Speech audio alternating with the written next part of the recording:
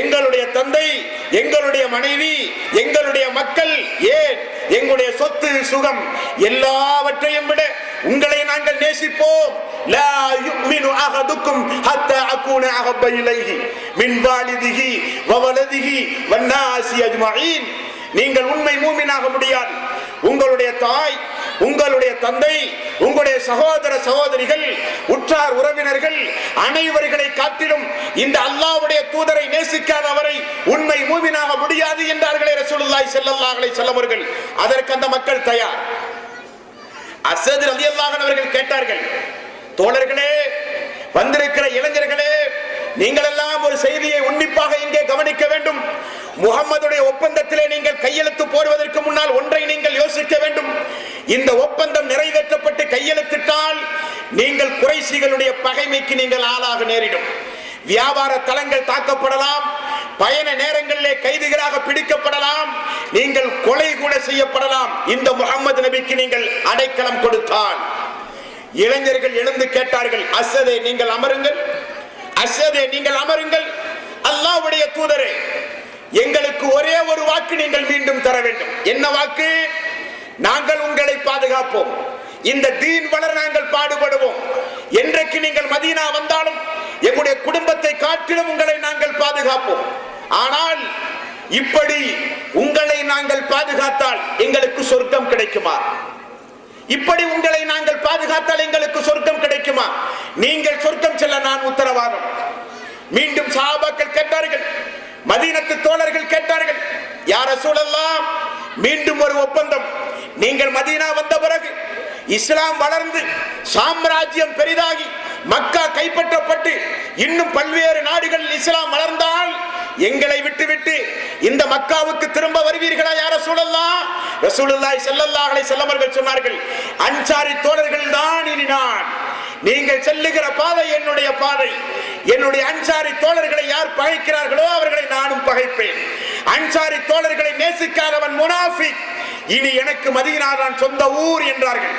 கொடுத்த வாக்கை காப்பாற்றி மரணம் கூட, அல்லாஹ்வுடைய தூதருடைய மரணம் கூட மதீனாவிலே நிகழ்ந்ததாக உங்களுக்கு எல்லாம் தெரியும். இந்த சரித்திர சம்பவத்திலே இருந்து உங்களுக்கு என்ன தெரிகிறது அன்பார்ந்த சோர்களே? உங்களை போல, என்னை போல, நம்முடைய நண்பர்களை போல ஒரு இளமை பட்டாளம் அல்லாஹ்வுடைய தூதரை சந்தித்து மார்க்க வளர்ச்சிக்காக வேண்டி ஒப்பந்தங்கள் பல நிறைவேற்றி அதற்காக வேண்டி தியாகம் செய்த செம்மல்கள் இளைஞர் பட்டாளம் கூறிய வரலாறுகள் நம்முடைய கையிலே உண்டு. 75 பேர், 70 பேர் மதீனா முழுக்க காட்டு தீயை போல இஸ்லாமிய பிரச்சாரம். சிறுதொரு காலத்தில் அல்லாஹ்வுடைய தூதர் வரப்போகிறார், நம்மோடு வாழப்போகிறார், நாம் அல்லாஹ்வுடைய தூதரோடு சேர்ந்து இஸ்லாமிய பிரச்சாரம் செய்ய போகிறோம். சந்தோஷ மகிழ்ச்சி. வீதி வீதியாக, தெரு தெருவாக, கடை தெருவுகளில் எல்லாம் இஸ்லாமிய பேச்சுக்கள், திருக்குர்ஆன் வசனங்கள் எங்கு பார்த்தாலும் பரிமாறப்படுகிற காட்சி. மீண்டும் 70 நபர்களும் இளைஞர்களும் சேர்ந்து ரசூலுல்லாஹி ஸல்லல்லாஹு அலைஹி வஸல்லம் இடத்திலே மீண்டும் ஒரு முறையீடு செய்கிறார்கள். யா ரசூலல்லாஹ், எங்களுடைய மதீனாவில் யூதர்கள் அதிகமாக இருக்கிறார்கள், நசாராக்கள் அதிகமாக இருக்கிறார்கள். அவர்கள் எல்லாம் வேதத்தை நன்கு உணர்ந்து படித்த மதகுருமார்கள், அவர்கள் எல்லாம் அஜ்ரத்துமார்கள். இந்த தீனை நாங்கள் சொல்லும் பொழுது அவர்கள் மறுக்கிறார்கள், எதிர்வாதம் செய்கிறார்கள். ஆகவே நீங்கள் குறைந்தது ஒரு 2 நபரையாவது யா ரசூலல்லாஹ் எங்களுக்கு நீங்கள் அனுப்பித்தாருங்கள் இஸ்லாமிய பிரச்சாரம் செய்வதற்காக வேண்டி. ரசூலுல்லாஹி ஸல்லல்லாஹு அலைஹி வஸல்லம் அவர்கள் யாரை தேர்வு செய்து அனுப்பினார்கள் அன்பார்ந்த சகோதரர்களே? இளைஞர்களை. எந்த இளைஞரை? அல்லாஹ் தேர்வு செய்தானே. மிகப்பெரிய கோத்திரத்திலே இருந்து மிகப்பெரிய செல்வ சீமானாக வளர்ந்தாரே அந்த முஸ்அப் ரலியல்லாஹு அன்ஹு அவர்கள் அன்றைக்கு திருக்குர்ஆனில் தேர்ச்சி பெற்றவராக இருந்தார். அந்த முஸ்அப் ரலியல்லாஹு அன்ஹுடைய வாத திறமை, எப்படிப்பட்டவருக்கும் இஸ்லாமிய மார்க்கத்தை எடுத்துச் சொல்கிற அந்த வாத திறமையை ரசூலுல்லாஹி ஸல்லல்லாஹு அலைஹி வஸல்லம் அவர்கள் அறிந்திருந்தார். முஸ்அப் ரலியல்லாஹு அன்ஹு அவர்களோடு யாரை அனுப்பினார் தெரியுமா? 2 கண்ணும் தெரியாத அப்துல்லா இப்னு உம்மி மக்தூம் 2 பேரையும் ரசூலுல்லாஹி ஸல்லல்லாஹு அலைஹி வஸல்லம் அவர்கள் மதீனா அனுப்பினார்கள். மதீனா அவர்கள் சென்றவுடன் அந்த 3 பேரும், அந்த 10 பேரும், அந்த 15 பேரும், அந்த 70 பேரும் இந்த 2 நபர்களுடைய தலைமையின் கீழ் எப்படிப்பட்ட ஒரு அரசியல் அமைப்பு முறையை உருவாக்கினார்கள் என்றார். அல்லாஹ்வுடைய தூதர் வருவதற்கு முன்னதாகவே மிகப்பெரிய ஒரு அடித்தளத்தை மதீனாவில் அமர்த்தியவர்கள், ஏற்படுத்தியவர்கள் நீங்கள் இளைஞர்கள் என்பதை நீங்கள் மறந்துவிடக் கூடாது. ரசூலுல்லாஹி ஸல்லல்லாஹு அலைஹி வஸல்லம் அவர்கள் மதீனாவிலே வாழும் பொழுது இரண்டாவது போர் உஹது போர் நடைபெறுகிறது. வரலாற்று சம்பவத்தை பாருங்கள். உஹது போர் நடைபெறுகிற பொழுது ரசூலுல்லாஹி ஸல்லல்லாஹு அலைஹி வஸல்லம் அவர்கள் எல்லா தோழர்களுக்கும் ஆலோசனை சொல்கிறார்கள். 10,000 பேர் 456 கிலோமீட்டர் 500 கிலோமீட்டரையும் தாண்டி மக்காவிலே இருந்து புறப்பட்டு வந்து பத்ர் போருக்கு பகரம் தீர்ப்பதற்காக வேண்டி மூர்க்கத்தனமாக ஆயுதத்தோடு வாகனத்தோடு அதிகப்படியான எண்ணிக்கையோடு புறப்பட்டு வருகிறார்கள். வயது முதிர்ந்தவர்கள் எல்லாம் சொன்னார்கள், யார சொல்லலாம், ஊருக்குள்ளே இருப்போம், ஊருக்குள் அவர்கள் வந்து அடித்தால் திரும்ப நாம் அடிப்போம் யார சொல்லலாம், பெண்களுக்கு பாதுகாப்பு வேண்டுமே, குழந்தைக்கு பாதுகாப்பு வேண்டுமே யார சொல்லலாம், அப்படியே செய்வோம் என்றார்கள். மசூரா முடிந்தவுடன் இருக்கிற இளைஞர்கள் யாரும் வெளியே செல்லவில்லை. இளைஞர்கள் திரும்ப ரசூலுல்லாஹி ஸல்லல்லாஹு அலைஹி வஸல்லம் வந்தார்கள். யார் ரசூலுல்லாஹ், என்ன முடிவு? முதியோர்கள் எல்லாம் அபூபக்கர் அவர்கள், அப்துர் ரஹ்மான் இப்னு அவுஃப், முதியோர்கள் எல்லாம் ஆசைப்பட்டிருக்கிறார்கள், ஊருக்குள் அவர்கள் வந்தால் திரும்ப நாம் தாக்குவோம். அல்லாஹ்வுடைய தூதரே, நம்முடைய நோக்கமே நம்முடைய பிள்ளைகளையும் நம்முடைய பெண்களையும் காப்பாற்றப்பட வேண்டும். ஊருக்குள் இருந்தால், ஊருக்குள் அவர்கள் நுழைந்தால் பெண்களை நம்மால் காப்பாற்ற முடியாது. ஆகவே ஊருடைய எல்லையில் போய் அவர்களை நாம் சந்திக்க வேண்டும். 500 கிலோமீட்டர் தாண்டி மூர்க்கத்தனமாக எல்லா வகையான சக்திகளோடு வருகிறவர்கள் அல்லாஹ்வுக்கு இணை வைக்கக்கூடிய மக்கள். நாங்கள் யார்? அல்லாஹ்வுடைய படை, ஹிஸ்புல்லாஹ், அல்லாஹ்வுடைய படையினர்கள். நாங்கள் உங்களுக்கு அரணாக இருப்போம், உங்களை நாங்கள் பாதுகாப்போம், எங்களுடைய உயிரை கொடுத்தாவது உங்களை பாதுகாப்போம். யா ரசூலல்லாஹ், ஊருக்குள்ள உள்ள முடிவு வேண்டாம், புறப்படுங்கள், உஹது மலையை நோக்கி மதீனாவினுடைய எல்லையிலே இருந்தவர்களை சந்திப்போம் என்றார்கள் இளைஞர் பட்டாளம். ரசூலுல்லாஹி ஸல்லல்லாஹு அலைஹி வஸல்லம் அவர்களுக்கு ஒரே சந்தோஷம், புறப்படுங்கள் என்றார்கள் உஹது மலையை நோக்கி. ஆகவேதான் உஹது போர் நடந்தது. திரும்ப பார்த்தால் என்ன நிலைமை? இளமை பருவத்தில் இருக்கிற பெண்களும் போருக்கு வந்து கொண்டிருக்கிறார்கள். ரசூலுல்லாஹி ஸல்லல்லாஹு அலைஹி வஸல்லம் முகமெல்லாம் சிவந்து விட்டது. பெண்களை பார்த்து சொன்னார்கள், போருக்கு வர உங்களுக்கு அனுமதி இல்லை, உங்களை பாதுகாக்கத்தானே நாங்கள் எல்லைக்கே சென்று போர் தொடுக்க தயாராக இருக்கிறோம், நீங்கள் எப்படி வரலாம் என்றார்கள். அந்த பெண்கள் எல்லாம் யார்? உம்மு சுலைம் ரலியல்லாஹு அன்ஹா அவர்கள், ஆயிஷா ரலியல்லாஹு அன்ஹா அவர்கள், எல்லாம் சிறுபிராயம், எல்லாம் இளமை பருவம். நம்முடைய இஸ்லாமிய தாய்மார்கள் நினைத்து பார்க்க வேண்டும். ஆயிஷா ரலியல்லாஹு அன்ஹா அவர்கள் பெண்கள் தரப்பிலே இருந்து அல்லாஹ்வுடைய தூதரிடத்தில் என்ன சொன்னார்கள்? யா ரசூலல்லாஹ், நீங்கள் போர் செய்யும் பொழுது ஆயுதம் கீழே விழுமே, அதை எடுத்து தருவதற்கு நாங்கள் வருகிறோம் என்றார்கள். யா ரசூலல்லாஹ், வீரர்கள் எல்லாம் காயப்பட்டு கீழே விடுவார்களே, அவர்களுக்கு மருந்து தடவுவதற்கு நாங்கள் வருகிறோம் என்றார்கள். யா ரசூலல்லாஹ், போர் நீடித்தால் அங்கேயே உங்களுக்கு உணவு சமைத்து தருவதற்கு வந்தோம் என்றார்கள். பாருங்கள் அன்பார்ந்த சகோதரர்களே, இஸ்லாம் எப்படி வளர்கிறது, யாரால் வளர்கிறது என்று பாருங்கள் அன்பார்ந்த சகோதரர்களே. அடுத்த போர் ஹண்டக் போர், அகல் போர். அங்கேயும் பாருங்கள், சல்மான் ஃபாரிஸ் ரலியல்லாஹு அன்ஹு அவர்கள் அன்றைக்கு திரண்டு வந்த போர் 10,000 தாண்டி மதீனாவிலே இருக்கிற 1.5 கிலோமீட்டர் தூரம் வரை நெருங்கினார்கள் குறைஷிகள். குறைஷிகள் மட்டுமல்ல, மதீனாவிலே இருக்கிற எல்லா யூதர்களும் சேர்ந்து திரட்டி அடிக்கப்பட்ட படை அந்த படை. அந்த நேரத்தில் இஸ்லாம் இருக்க வேண்டுமா அழிய வேண்டுமா என்கிற ஒரு நிலைமை. பத்ர் போரை காட்டிலும் அபரிவிதமான நிலைமை அகல் யுத்தம், ஹந்தக் போர் என்று சொல்லப்படுகிற போர். ஒரே ஒரு இளைஞர் சல்மான் ஃபாரிஸ் ரலியல்லாஹு அன்ஹு அவர்கள் ரசூலுல்லாஹி ஸல்லல்லாஹு அலைஹி வஸல்லம் வந்து ஒரு ஆலோசனை சொன்னார். யா ரசூலல்லாஹ், எங்களுடைய நாடுகளில் எதிரிகள் இப்படியெல்லாம் ஒரு சில தந்திரங்களை கையாளுவார்கள், அதை சொல்லவா யா ரசூலல்லாஹ் என்றார்கள். அவரும் ஒரு இளைஞர். ரசூலுல்லாஹி ஸல்லல்லாஹு அலைஹி வஸல்லம் அவர்கள் என்ன தந்திரம் என்று கேட்டார்கள். யா ரசூலல்லாஹ், மதீனாவை சுற்றி அகல் தோண்டப்பட வேண்டும், குழிகள் தோண்டப்பட வேண்டும். எப்படிப்பட்ட குழி? யாரும் கீழே இறங்கி கூட மேலே ஏற முடியாது, குதிரைகளில் வேகமாக வந்து கூட பாயக்கூடாது, அந்த அளவுக்கு அகலமான குழி, நீளமான குழி, ஆழமான குழி தோண்டப்பட வேண்டும் என்றார்கள். முடிவெடுக்கும் பொழுது மக்காவிலே இருந்தவர்கள் புறப்பட்டு 5 நாள் ஆகிவிட்டது. 5 நாளில் மதீனா முழுக்க குழிகள் தோண்டப்பட வேண்டும். அன்றைக்கு நவீன கருவிகள் இல்லை, கைதான் அன்றைக்கு ஆயுதம். எல்லா இளைஞர்களும் திரண்டார்கள் மதீனாவில். அல்லாஹ்வுடைய தூதர் கட்டளையிட்டார், 3 நாளில் மதீனா முழுக்க, நகர்ப்புறம் முழுக்க அகழிகள் தோண்டப்பட வேண்டும், நீளமாக அகலமாக பக்கவாட்டில் குழிகள் தோண்டப்பட வேண்டும் என்றார்கள். யார் தோண்டினார்கள்? முஹாஜிர்களும் அன்சாரிகளும், பசியும் பட்டினியுமாக கிடக்கிற அந்த திண்ணை தோழர்களும் சேர்ந்து கைகளால் அந்த குழிகளை தோண்டினார்கள். பார்த்தோம் ஹதீஸ்களிலே. அவர்கள் குழிகளை தோண்டும் பொழுது பசியின் காரணமாக மயக்கமுட்ட இளைஞர்கள் எத்துணை பேர்கள்? பசியின் காரணமாக அந்த மக்களுக்காக வேண்டி அல்லாஹ்வுடைய தூதர் துஆ செய்தது எவ்வளவு துஆக்கள்! ரசூலுல்லாஹி ஸல்லல்லாஹு அலைஹி வஸல்லம் அவர்கள் சொன்னார்கள், யா அல்லாஹ், என்னுடைய அன்சாரி தோழர்களுக்கும் என்னுடைய முஹாஜிர்களுக்கும் மறுமையில் நீ சிறந்த அந்தஸ்தை கொடு யா அல்லாஹ். அவர்களை நேசிக்கவே யா அல்லாஹ். உலக மக்களை யா அல்லாஹ் அவர்களுக்கு நல்ல ஆரோக்கிய திறனை கொடு யா அல்லாஹ்.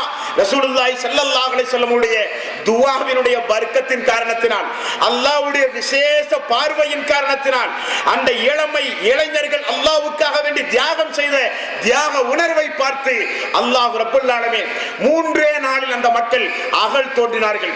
குழிகள் வெட்டப்பட்டது. எதிரிகள் வந்தார்கள், தோற்கடிக்கப்பட்டார்கள். மீண்டும் அல்லாஹ் ஒரு புயல் காற்றை அனுப்பி எதிரிகளை தோற்கடித்தான். வரலாறுகள் இன்று வரை பாதுகாக்கப்பட்டிருக்கிறது. அதிலும் இளைஞர் பட்டாளம், அதிலும் இளைஞர்கள் என்பார்ந்த சோர்களே. இப்படியாக இஸ்லாமிய மார்க்க வளர்ச்சிக்கு பாருங்கள், அங்கும் இங்கும் பறந்து இஸ்லாமிய மார்க்க வளர்ச்சிக்கு ரசூலுல்லாஹி ஸல்லல்லாஹு அலைஹி வஸல்லம் அவர்களோடு சேர்ந்த அந்த இளமை பருவம். ஒரு சில நபிமார்களுடைய வாழ்க்கை வரலாறை கூட அல்லாஹ் திருக்குர்ஆனிலே சொல்கிறான். என்னுடைய நண்பன் என்று அல்லாஹ் சொல்லுகிறான். யாரை? இப்ராஹீம் அலைஹிஸ்ஸலாத்து வஸ்ஸலாம். இப்ராஹீம் அலைஹிஸ்ஸலாத்து வஸ்ஸலாம் தன்னுடைய இளமை பருவத்தை ஒரு தனி மனிதராக இருந்து அல்லாஹ் சொல்லும் பொழுதே சொல்கிறான், அவர் தனி மனிதர் அல்ல, அவரே ஒரு சமுதாயம் என்று அல்லாஹ் சொல்கிறான். அவருக்கு அல்லாஹ் குடும்ப ரீதியாக நிகழ்த்திய சோதனைகளை எல்லாம் வென்றெடுத்தார். அது முக்கியம் அல்ல. அவர் வாழுகிற அந்த நாடு முழுக்க முழுக்க முழுக்க தன்னுடைய குடும்பம் முழுக்க தன்னுடைய தந்தை முழுக்க எல்லோரும் அல்லாஹ்வுக்கு இணை வைக்கக்கூடிய மக்கள். ஒரு தனிப்பட்ட ஒரு தனி இளைஞராக அல்லாஹ்வுடைய ஒரு நபியாக இருந்து அவர் செய்த போராட்டம் பக்கம் பக்கமாக அத்தியாயமாக அல்லாஹ் திருக்குர்ஆனிலே சொல்லுகிறானா இல்லையா? இப்படி ஆயிரம் இளைஞர்கள், லட்சக்கணக்கான இளைஞர்கள் தங்களுடைய உயிரை, தங்களுடைய வியாபாரத்தை, தங்களுடைய பொருளாதாரத்தை, தங்களுடைய குடும்பத்தை, தங்களுடைய வீட்டை இந்த தீனுக்காக வேண்டி அர்ப்பணித்து அந்த தீனை நம்முடைய கையிலே தந்திருக்கிறார்கள் என்பார்ந்த சோர்களே. நம்முடைய கடமை என்ன? நம்முடைய கடமை என்ன?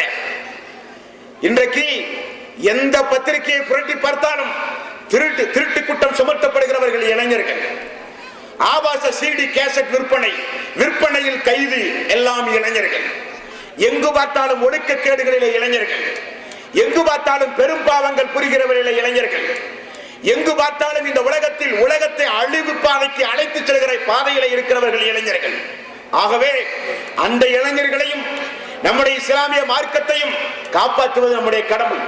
வளர்ந்து வருகிற நம்முடைய பிள்ளைகள் நம்மை நம்பி இருக்கிறார்கள். நமக்கு முன்னால் வாழ்ந்து கொண்டிருக்கிற நம்முடைய இளைஞர்கள், நமக்கு முன்னால் வாழ்ந்து கொண்டிருக்கிற நம்முடைய மக்கள் இந்த மார்க்கத்தை தூய்மையோடு நமக்கு சொல்லித் தருவார்கள். ஒரு ஜமாத்தை உருவாக்கி வைத்திருப்பார்கள். இணை வைத்தல் இல்லாத, வித்தியார்த்திகள் இல்லாத, அனாச்சாரம் இல்லாத தூய்மையான ஒரு மார்க்கத்தை நமக்கு சொல்லித் தருவார்கள் என்று நம்மை எதிர்பார்த்திருக்கிறார்கள் நம்முடைய பிள்ளைகள். அந்த பிள்ளைகளுக்கும் நாம் துரோகம் செய்துவிடக் கூடாது அன்பார்ந்த சகோதர சகோதரிகளே. அப்படி இஸ்லாமிய மார்க்க பிரச்சாரம் செய்ய நீங்கள் புறப்பட்டால், இதுவரை நம்முடைய ஆயுள் காலத்தை நாம் வீணடித்தது போதும். நமக்கென்று கடமைகள் உண்டு, நமக்கென்று பொறுப்புகள் உண்டு. நபிமார்களுக்கு பிறகு மூமினான ஆண்களின் மீதும் பெண்களின் மீதும் அல்லாஹ் இந்த மார்க்கத்தை எடுத்துச் சொல்கிற பொறுப்பை அல்லாஹ் சுமத்தி வைத்திருக்கிறான். இந்த பொறுப்பை குறித்து ஒவ்வொரு மனிதர்களும் கண்டிப்பாக விசாரிக்கப்படுவீர்கள் என்பது நிச்சயம். அப்படியானால் அந்த பொறுப்பை உணர்ந்து இந்த மார்க்கப்பணி நீங்கள் செய்ய வருகிற பொழுது பலதரப்பட்ட மார்க்க சிந்தனைகள் இந்த இஸ்லாமிய சமூக மக்கள் மத்தியிலே உண்டு. ஒன்று, அல்லாஹ் அல்லாத, அல்லாஹுவால் படைக்கப்பட்டு இந்த உலகத்தில் மரணித்து போன நல்லடியார்களுக்கு கபறுகளை கட்டி வைத்துக் கொண்டு இதுதான் மார்க்கம், இதுதான் அஹ்லு சுன்னத் வல் ஜமாஅத்தினுடைய அடிப்படை கொள்கை என்று போதிக்கக்கூடிய மக்கள் உங்கள் கண் முன்னால் உண்டு. அல்லாஹ்வுடைய தூதருக்கு பகரமாக ஹனஃபி, ஷாஃபி, ஹம்பலி, மாலிக் போன்ற மதுஹபுகளில் ஏதாவது ஒரு மதுஹபை பின்பற்றாத அவன் முஸ்லிமே அல்ல என்று சொல்லப்படுகிற கோட்பாடுகள் உங்களுடைய கண் முன்னால் உண்டு. இஸ்லாமிய மார்க்கத்தில் திருக்குர்ஆனுக்கு அடுத்தபடியாக இந்த மனித சமூகத்தில் பல்வேறு வகையான ராத்தீப்புகள், மௌலூதுகள், பல்வேறு வகையான கிஸ்ஸாக்கள் மார்க்கம் என்று மக்களுக்கு போதிக்கப்படுகிற ஒரு செயல்பாட்டை இந்த உலகத்திலே நீங்கள் பார்க்கலாம். ஆனால் நபிகள் நாயகம் ஸல்லல்லாஹு அலைஹி வஸல்லம் அவர்கள் கொண்டு வந்த இந்த தீனில் இவைகளெல்லாம் உண்டுமா என்று பார்த்து அதன்படி செயல்படுவது இளைஞர்களாக உங்களுடைய கையில் இருக்கிறது. மக்களை பார்த்து மார்க்கத்தை நீங்கள் தீர்மானித்து விடக்கூடாது. திருக்குர்ஆன் உங்களுடைய கையிலே உண்டு, அதிலிருந்து மார்க்கத்தை உணருங்கள். ரசூலுல்லாஹி ஸல்லல்லாஹு அலைஹி வஸல்லம் அவர்களுடைய பொன்மொழிகள் இன்றைக்கு வெளியே வந்திருக்கிறது. அதை படித்து பார்த்து அல்லாஹ்வுடைய தூதர் எப்படி தொழச் சொன்னாரோ அப்படி தொழுங்கள். அல்லாஹ்வுடைய தூதர் எப்படி நோன்பு நோக்க சொன்னாரோ அப்படி நோன்பு வையுங்கள். அல்லாஹ்வுடைய தூதர் எப்படி தன்னுடைய வாழ்வில் ஹஜ் செய்தாரோ அதே போல ஹஜ் செய்யுங்கள். இப்படி சொல்வதொன்று குழப்பம் அல்ல, இப்படி சொல்வதென்று மார்க்கத்திற்கு புறம்பானது ஒன்றும் அல்ல. அல்லாஹ் அவருடைய அல்மறையாம் திருமறை குர்ஆனில் வமா ஆதாக்குமுர் ரசூலு ஃபஹதுஹு வமா நஹாக்கும் அன்ஹு ஃபன்தஹு, என்னுடைய தூதர் உங்களுக்கு எதை கொடுத்தாரோ அதை எடுத்துக் கொள்ளுங்கள், எதை விட்டும் உங்களை தடுத்தாரோ அதை விட்டும் தவிர்த்து கொள்ளுங்கள் என்று அல்லாஹ் அவருடைய அல்மறையாம் திருமறை குர்ஆனிலே சொல்கிறார். ஒரே நேரத்தில் இரண்டு வகையான செயல்பாடுகளை செய்வது தவிர்க்க முடியாதது காலத்தின் கட்டாயம். ஒன்று நன்மையை ஏவ வேண்டும், இன்னொன்று இணை வைத்தல், வித்யத்துகள், அனாச்சாரத்தில் பாவமான காரியத்தில் இருந்து மக்களை தடுக்க வேண்டும். அப்பொழுதுதான் ஒரு உண்மையான முஸ்லீமாக இந்த உலகத்தில் நாம் வாழ முடியும் என்பார்ந்த சகோதர சகோதரிகள். அல்லாஹ் அவனுடைய அருள்மறையாம் திருமறை குர்ஆனில் வமா யுமினு அக்ஸரஹும் பில்லாஹி இல்லா வஹும் முஷ்ரிகூன், பெரும்பான்மையான மக்கள் இருக்கிறார்கள். எப்படி இருக்கிறார்கள்? ஈமான் கொண்டிருக்கிறார்கள், இணை வைத்தல் கலந்து இருக்கிறது என்கிறான் அல்லாஹ். அவர்களுடைய ஈமானில் பரிசுத்தம் கிடையாது, அவர்களுடைய ஈமானில் அவர்களுடைய நம்பிக்கையில் இணை வைத்தலும் கலக்கப்பட்டிருக்கிறது அல்லாஹ்வே சொல்கிறார். ஆக இந்த மனித சமூகத்தில் தொண்டாட்ட புறப்படும் பொழுது, இந்த மனித சமூகத்தில் இஸ்லாமிய மார்க்கத்தை பின்பற்றி இஸ்லாமிய பிரச்சாரம் செய்யப்படும் பொழுது இரண்டு வகையான கடமை நம் மீது சுமத்தப்படுகிறது. ஒன்று, மார்க்கத்தை அல்லாஹ்வுடைய வேதத்தை கொண்டு படிக்க வேண்டும், அல்லாஹ்வுடைய தூதருடைய பொன்மொழிகளை கொண்டு படிக்க வேண்டும். இரண்டாவது, மார்க்கத்தின் பெயரால் நம்முடைய இஸ்லாமிய சகோதர சகோதரிகள் செய்கிற தவறுகளை எந்த வகையான காழ்ப்புணர்வும் இல்லாமல், எந்த வகையான சுயநோக்கமும் இல்லாமல், எந்த வகையான குரோதங்களும் இல்லாமல் சகோதர வாஞ்சையோடு அவர்களுக்கு மறுமை நாளில் சொர்க்கம் கிடைக்க வேண்டும் என்கிற எண்ணத்தோடு அவர்களுக்கு அவருடைய குற்றங்குறைகளை சீர்படுத்துவது நம்முடைய கடமை என்பார்கள் சொல்கிறது. அல்லாஹ்வுடைய தூதர் அப்படித்தான் தன்னுடைய தோழர்களுக்கு பயிற்சி அளித்தார்கள். ஒரு நாள் பாருங்கள், ரசூலுல்லாஹி ஸல்லல்லாஹு அலைஹி வஸல்லம் அவர்கள் பள்ளியிலே அமர்ந்து கொண்டிருக்கிறார். ஒரு நபி தோழர் தொழுது கொண்டிருக்கிறார். தொழுகை முடிந்து வந்து யா ரசூலல்லாஹ் அஸ்ஸலாமு அலைக்கும் என்றார். ரசூலுல்லாஹி ஸல்லல்லாஹு அலைஹி வஸல்லம் அவர்கள் வலைக்கும் ஸலாம், ஸலாத்திற்கு மறுமொழி கூறி அடுத்தது என்ன சொன்னார்கள் தெரியுமா? உங்களுடைய தொழுகை ஏற்றுக்கொள்ளப்படாது, திரும்ப நீங்கள் சென்று தொழுங்கள் என்றார். இரண்டாவது முறையும் தொழுகிறார், மீண்டும் வந்தார். ரசூலுல்லாஹி ஸல்லல்லாஹு அலைஹி வஸல்லம் அவர்கள் சொன்னார்கள், உங்களுடைய தொழுகை ஏற்றுக்கொள்ளப்படாது, மீண்டும் சரியாக தொழுங்கள் என்றார். மூன்றாவது முறையும் தொழுதார். மூன்றாவது முறை அல்லாஹ்வுடைய தூதர் இப்படி சொன்னவுடன் அந்த தோழர் சொன்னார், யா ரசூலல்லாஹ், எனக்கு இதற்கு மேல் தொழத் தெரியாது என்றார். ரசூலுல்லாஹி ஸல்லல்லாஹு அலைஹி வஸல்லம் அவர்கள் தொழுகையை கற்றுக் கொடுக்கிறார்கள். பாருங்கள், எனக்கு பின்னால் ஹனஃபி என்பவர் வருவார், அவர் சொன்னபடி நீங்கள் தொழ வேண்டும். எனக்கு பிறகு சாஃபி, ஹம்பலி, மாலிக் போன்ற மதுஹபுகள் தோன்றும், அந்த மதுஹபின் அடிப்படையில் நீங்கள் தொழ வேண்டும் என்று அல்லாஹ்வுடைய தூதர் சொல்லவில்லை. மார்க்கத்தை விளக்கத்தானே அல்லாஹ் தூதரை அனுப்பினான். அல்லாஹ்வுடைய தூதர் சொல்லுகிறார், உங்களுடைய தொழுகை ஏற்றுக்கொள்ளப்பட வேண்டுமானால் தக்பீரை இப்படி கட்ட வேண்டும், தக்பீருக்கு பிறகு ஓத வேண்டிய துஆக்களை இப்படி ஓத வேண்டும், ருக்குவை இப்படி செய்ய வேண்டும், ருக்குவுக்கு பிறகு ஓத வேண்டிய இந்த துஆவை ஓத வேண்டும், செமி அல்லாஹு லிமன் ஹமீதா சொல்ல வேண்டும், அங்கேயும் சிறிது ஆறுதலாக மௌனமாக நின்று பொறுமையாக தொழ வேண்டும்.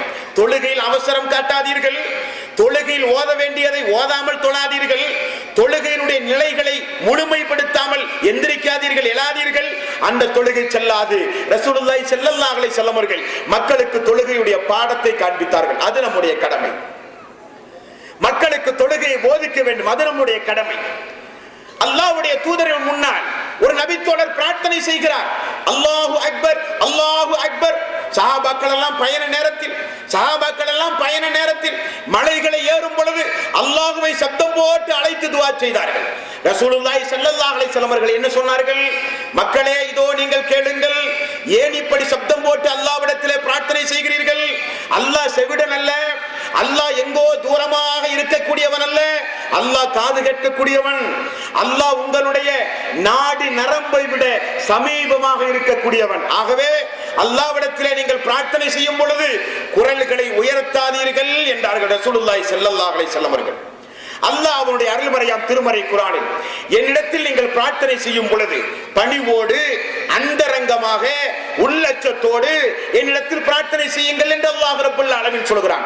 அதற்கு நேர் மாறாக நம்முடைய இஸ்லாமிய சகோதரர்கள் பள்ளி வாயில்களிலே மைக்குகளை போட்டுக்கொண்டு திக்ர் ஹல்கா கமிட்டிகள் என்கிற பெயரில் ஒவ்வொரு ரபியுல் அவ்வல் மாதம் வந்தாலும் ஒவ்வொரு மௌலூது மாதம் வந்தாலும் விசேஷமான பாடல்களை பாடுகிறோம் என்கிற பெயரில் திக்ருகளை ஓதுகிறோம் என்கிற பெயரில் மக்கள் இன்றைக்கு தவறாக மார்க்கத்தை புரிந்து இன்றைக்கு பள்ளி வாயில்களில் மைக்குகளின் மூலமாக ஹாரன்களின் மூலமாக ஒலிபெருக்கிகளின் மூலமாக திக்ருகளை சப்தம் போட்டு சொல்லுகிற ஒரு காட்சியை பார்க்கிறோம். என்ன செய்ய வேண்டும்? நம்முடைய கடமை.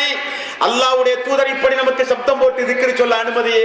சுப்ஹானல்லாஹ் 33 முறை, அல்ஹம்துலில்லாஹ் 33 முறை, அல்லாஹு அக்பர் 34 முறை சொல்லப்படுகிற எந்த திக்ருகளானாலும் ஸலவாத்துகளானாலும் சப்தம் போட்டு சொல்லுவதற்கு மார்க்கத்தில் எந்த வகையிலும் அனுமதி இல்லை என்று அல்லாஹ்வுடைய தூதர் தடுத்தாரே. அதை இன்றைய மக்கள் செய்யும் பொழுது அவர்களுக்கு சுட்டிக்காட்டப்படுவது நம்முடைய கடமை. ரசூலுல்லாஹி ஸல்லல்லாஹு அலைஹி வஸல்லம் அவர்கள் மரணித்த உடனே ஒரு நாள் திடீரென மஸ்ஜித் நபவியினுடைய பள்ளியிலே ஒரு அசருக்கு பிறகு ஒரு கூட்டம் வட்டமிட்டு அமர்ந்து கைகளில் பொடி பொடி கற்களை எடுத்துக்கொண்டு வித்தியாசமான திக்ருகளை சப்தம் போட்டு ஓதி ஒவ்வொரு கல்லையும் எண்ணிக்கொண்டிருந்தார்கள். அபு மூசா அல் அஸ்அரி என்று சொல்லப்படுகிற ஒரு நபி தோழர் அந்த கூட்டத்தை பார்த்து ஆச்சரியம் அடைந்தார். நேராக ஓடினார் இப்னு மசூத் அவர்களிடத்தில். இப்னு மசூதே, அல்லாஹ்வுடைய தூதருடைய பள்ளியிலே பாருங்கள், ஒரு கூட்டத்தார்கள் வித்தியாசமாக வந்து அமர்ந்திருக்கிறார்கள். அவர்கள் என்ன செய்தார்கள்? இப்னு மசூத் அவர்கள் கேட்டார்கள். அவர்கள் ஏதேதோ திக்ருகளை சப்தம் போட்டு ஓதுகிறார்கள், கைகளிலே கல்லை கொண்டவர்கள் எண்ணுகிறார்கள் என்று சொல்லப்பட்டது.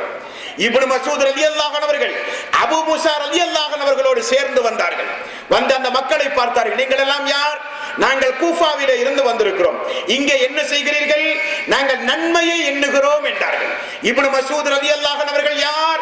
அல்லாஹ்வுடைய தூதர் பிரார்த்தனை செய்தாரே, யா அல்லாஹ் என்னுடைய இப்னு அப்பாஸ் அவர்களுக்கும் என்னுடைய அனஸ் அவர்களுக்கும் என்னுடைய இப்னு மசூத் அவர்களுக்கும் கல்வி திறனை அதிகப்படுத்தியா அல்லாஹ், திருக்குர்ஆனில் அதிக ஞானமுடைய நபராக ஆக்கியா அல்லாஹ் என்று அல்லாஹ்வுடைய தூதர் பிரார்த்தனை செய்தாரே. அந்த இப்னு மசூத் ரலியல்லாஹு அன்ஹு அவர்கள் அந்த மக்களை பார்த்து சொன்னார்கள், நன்மைக்கு பகரமாக பாவத்தை நீங்கள் எண்ணுகிறீர்கள் என்றார்கள். அந்த மக்கள் செய்தது என்ன? திக்ருகள் சொன்னார்கள். என்ன திக்ர்? அல்லாஹ்வுடைய தூதர் அதுவரை காண்பித்துக் கொடுக்காத திக்ர். எதை எண்ணுகிறீர்கள்? கற்களை கொண்டு எண்ணுகின்றீர்கள். இப்னு மசூத் ரலியல்லாஹு அன்ஹு அவர்கள் அங்கே ஆற்றிய உரை என்ன உரை தெரியுமா? கூஃபா வாசிகளை தெரிந்து கொள்ளுங்கள், இதோ இந்த பள்ளி அல்லாஹ்வுடைய தூதர் கட்டிய பள்ளி, அதற்கு பக்கத்தில் இருப்பது அல்லாஹ்வுடைய தூதருடைய வீடு. அல்லாஹ்வுடைய தூதர் மரணித்த பிறகு வீடுகள் இன்னும் உண்டு, பள்ளிகள் இன்னும் உண்டு, அல்லாஹ்வுடைய தூதர் ஏறி சென்ற கழுதை கூட இன்னும் உண்டு, அல்லாஹ்வுடைய தூதர் போர்த்திய போர்வை உண்டு, அல்லாஹ்வுடைய தூதருடைய மனைவிமார்கள் உயிரோடு வாழ்கிறார்கள். அவர்களோடு பாடம் பெற்ற நாங்களும் உயிரோடு வாழவே பாவிகளே மார்க்கத்தில் பித்அத்துகளை உண்டாக்குகிறீர்களே, அல்லாஹ் உங்களை சபிப்பானாக, பள்ளியை விட்டு உடனே வெளியேறுங்கள் என்று அப்புறப்படுத்தினார்கள். அபு மூஸா அல் அஸ்அரி அவர்கள் சொல்லுகிற ஒரு தகவலை இந்த இடத்தில் நீங்கள் பதிவு செய்து கொள்ள வேண்டும் உங்களுடைய கவனத்தில். அபு மூஸா ரலியல்லாஹு அன்ஹு அவர்கள் சொன்னார்கள், நான் பார்த்தேன் அலி ரலியல்லாஹு அன்ஹு அவர்களுக்கு எதிராக, முஆவியாவுக்கு எதிராக ஹவாரிஜிகள் படை திரட்டி வரும் பொழுது இந்த குழுவிலே உள்ள அத்துணை பேரும் அங்கே இருந்தார்கள். மார்க்கத்தை மக்களுக்கு படித்துக் கொடுப்பது நம்முடைய கடமை என்பார்ந்த சோழர்களே. திக்ருகள் என்பது மார்க்கத்தில் அனுமதிக்கப்பட்டதுதான். கேட்டால் என்ன சொல்வார்கள்? மார்க்கத்தில் அனுமதிக்கப்பட்டதானே திக்ருகள், மார்க்கத்தில் அனுமதிக்கப்பட்டதானே ஸலவாத்துகள் என்பார்கள். உண்மைதான். அல்லாஹ் ஒரு தூதரை அனுப்பி இருக்கிறான், திக்ரை நமக்கு கற்றுத்தர, ஸலவாத்தை கற்றுத்தர, தொழுகையை கற்றுத்தர, நோன்பை கற்றுத்தர, ஹஜ்ஜை கற்றுத்தர, ஜகாத்தை கற்றுத்தர. அல்லாஹ் தூதரை அதற்கு தான் அனுப்பினார்.